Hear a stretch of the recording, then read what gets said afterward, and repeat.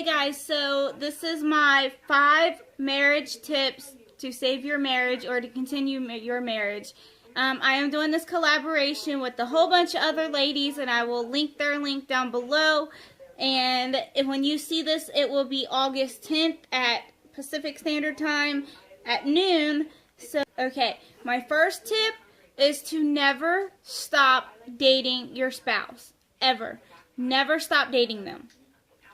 You know, in the beginning, when you're first dating them, you're making sure you're nice looking, you're well groomed, you know, you don't want to fart around them, and you use your manners, and you all the time say, I love you, and how much they appreciate you, and you call them and text them to make sure they're still there. Continue doing that in your marriage. Spice it up. Message them and be like, hey, I'm thinking about you, you know. I can't wait for our time tonight. And that's tip number 2. Always make time for your spouse. Every time. Yeah, our kids go to bed. They're 3 and 9 months. Well, 10 months now. And they go to bed between 7 and 8 o'clock. Then what we do is we spend time together. From whatever time they fell asleep till 10, 11 o'clock. We spend us time. Whether it's watching a movie, you know, just cuddling in bed, eating, you know, whatever it is, we always have time for each other. And when we don't, we feel really weird. But never stop dating your spouse. You know, and going back to those two, always have date night. Because it doesn't have to be once a week, twice a week, once a month. Whatever fits your guys' schedule, go on date night. And I have tips and cheap or free ideas on how to do those. If you like this, comment down below and I will tell you how to do those and all the ones that we've done. And the third one is love unconditionally and always forgive. Forgive and forget. As a marriage, you guys are going to butt heads. You're going to be where you're on different pages. You know, one will love each other the most, more than the other. One will be stressed out more. You need to get on their level and help them get out of that situation. You know, if they're stressed out, figure out what is bothering them. That way you can help them ease out that stress. You know, my husband Tyler, he has anger and anxiety problems, and he gets stressed out really easily. And what I do is I talk him out of the stress. I talk him out of the anxiety. You know, I help him calm down. That way he can become a better person. He's not all angry and everything like that and mad and frustrated.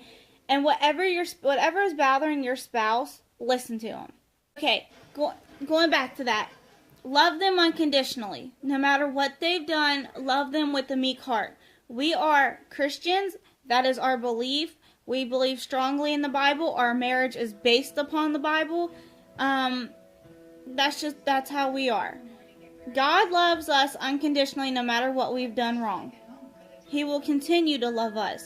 And that is what we need to do to our spouse. My husband comes first. I struggle with this a lot because I'm like, my kids always come first. You know, they're above everything. But my husband was here before the kids. My kids will be taken care of. You know, they will always be taken care of. They'll always have food in their stomachs, everything. But my husband comes first. It goes God, husband, wife, and then the kids and everything else. That's just our structure. So you need to put your spouse above everything else. That way, you know, if he says no, or if he or she says no and she doesn't want to do something, try to see why. If it's completely unagreeable, you know, like they're trying to get them out of their comfort zone, just encourage them to come do it with you. They don't have to do everything you're doing, but encourage them to get out and do it. You know, like going to the library. They might not like reading books, but encourage them to come. They don't have to read a book. They don't have to do none of that. Just have them come with you. Do not ever put anybody above your spouse. If somebody's picking on your spouse, like your family or their family, don't do it. You need to speak up and say something, because at the end of the day, your spouse comes first. And when your kids are all grown and everything, you're going to have your spouse left. Your spouse is going to be there by your side. no matter what. So love them unconditionally, communicate with them. They grow, you grow. You are one. Number 5, like I said, clean. Clean your house. Keep it clean, because when her husband comes home from a long day, he'll know that he can come home, relax. He's not stressed out, especially after having a long day. Make him happy. Give him everything that he wants. If he asks you to make a plate and you make it, but you're complaining, be grateful that you can still make him a plate.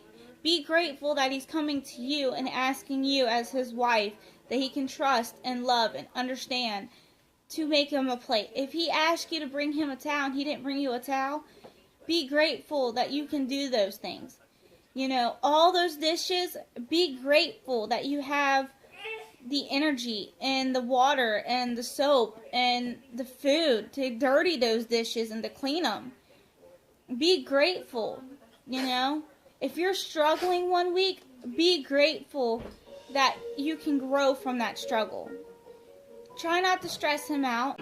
If he's wanting to come home and relax and everything, that's fine. But go show him that he's loved. Show him like, hey, I've been thinking about you and I want to do a lunch date with you. Ask him to clean with you. I keep going back and forth, but this is my second collaboration and I'm trying to make it the best and everything like that. But I have so many just tips and tricks and advice for a healthy and happy marriage. Is ours the greatest? No, not at all. But we're getting there. And these have helped us. Love him unconditionally. Don't argue. Don't fight. If he's going on the rampage because something that's bothering him, just say, okay, babe, I understand. I'm listening.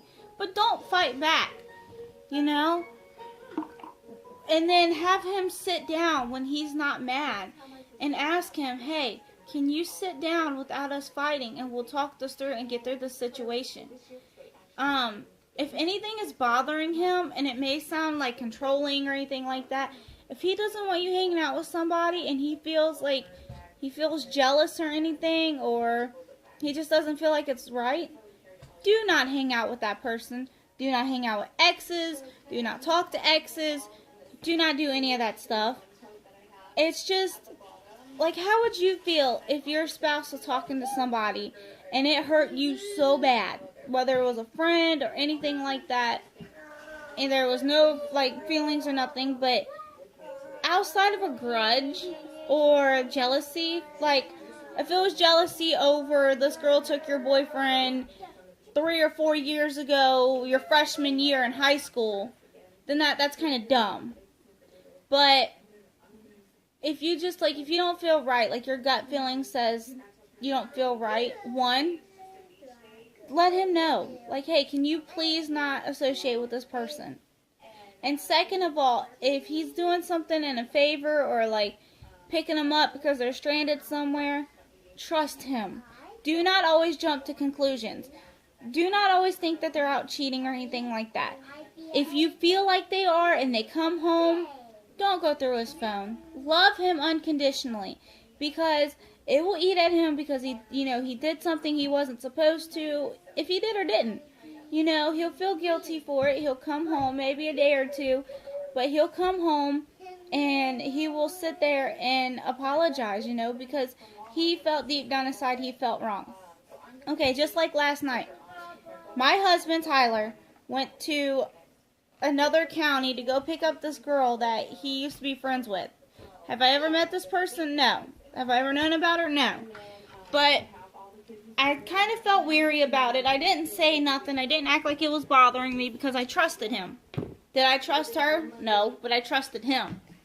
Well, what he did was he went down there. It took a couple of hours. He got home late. And you know what? He came home late and he felt awful. He said, I should have never went to go get her. She's doing all these drugs and everything, and she's like, he's felt so bad about it. Did I have to say anything? No, I didn't. I did not have to say a thing. I just loved him unconditionally because deep down inside, I trusted him. You've got to give your husband the benefit of the doubt. People could be like, unless there is like extreme reasoning and you know for a fact or there's evidence, don't just assume. And if he did cheat or he was talking to somebody, now this may sound crazy, but if he did cheat or anything like that, forgive and forget. It might take you a little while, but love him unconditionally. We are all humans. We all make mistakes. We're gonna mess up. Strong marriage is the ones that overcome the struggles and the hardship, and they learn and they grow from it. Don't forget to like, subscribe, and comment marriage tips and advice. Comment down below if you want to hear my fun, cheap, and free date night ideas. Comment down below. It will be posted Pacific Standard Time, like I said, at noon, August 10th. Don't forget to check out the ladies that are dropped down below. Hey guys, so my bonus tip, which would make the 6th tip, is to communicate. That's one of the first ones, is to communicate. And when you communicate about everything. Communicate about how to love each other. Like, I am more of the touchy-feely, verbal, like, I want to be touched. I want to be hugged. I want to be cuddled with. I want like, I love yous and you're beautiful and, you know, compliments. I don't want to be overly showered with them, but I want to come home and get a hug and stuff like that. My husband, he's not the romantic type. He's not the one to know, hey, I should hug her. I should hug her all the time. I should tell her I love her all the time, because my husband, the way he loves is sitting down watching TV or playing the video game and I'm right there. Like, that is his version of love. Like, he's not the romantic hugger. So my husband knows, like, I need to hug her more. I need to know how I should love my wife, you know. My husband, like I said, he's happy with me just going to a car show and letting him walk up and down and staring at the cars. So I know I need to get involved in the stuff that matters to him, and he needs to get involved with the stuff that matters to me. And it shows appreciation, and you guys will build. Take interest in each other's hobbies and know what the meaning of love is between you two. That way you can love him the way he wants to be loved, and he can love you the way you want to be loved. That's just it. That's all my marriage tips for this video. So, don't forget to like, subscribe, and comment.